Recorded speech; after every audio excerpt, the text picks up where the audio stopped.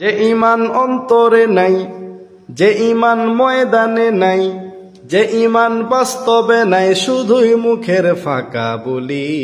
কি করে তারে বলো ঈমান বলি, কি করে তারে বলো ঈমান বলি। ঠিক কিনা বলেন? এটাকে ঈমান বলা হয় না।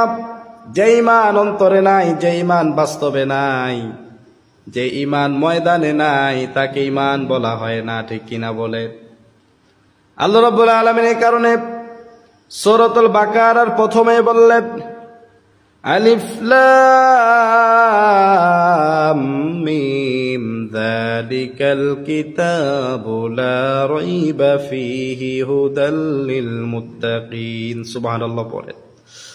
আল্লাহ রাব্বুল আলামিন বললেন যালিকাল কিতাবু, ও দুনিয়ার মানুষ ভালো করে শুনে রাখো, এই কোরআন এমন একটি কিতাব, লা রাইবা ফীহি, যার মধ্যে কোনো সন্দেহ নাই, যার মধ্যে কোনো ভুল নাই। সুবহানাল্লাহ পড়েন। যার মধ্যে কোনো সন্দেহ নাই, যার মধ্যে বিন্দু পরিমাণ ভুল নাই। যালিকাল কিতাবু লা রাইবা ফীহি হুদাল লিল মুত্তাকিন।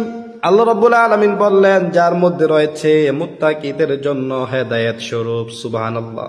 যার মধ্যে রয়েছে মুত্তাকিদের জন্য হেদায়েত, মুত্তাকিদের জন্য হেদায়েত রয়েছে।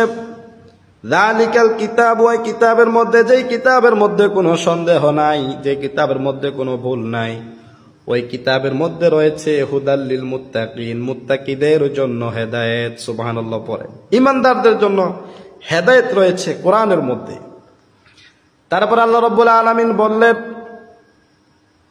আল্লাযীনা ইউমিনুনা বিল গায়বি, ও দুনিয়ার মানুষেরা শোনো শোনো, যারা ঈমান এনেছে গায়েবের প্রতি।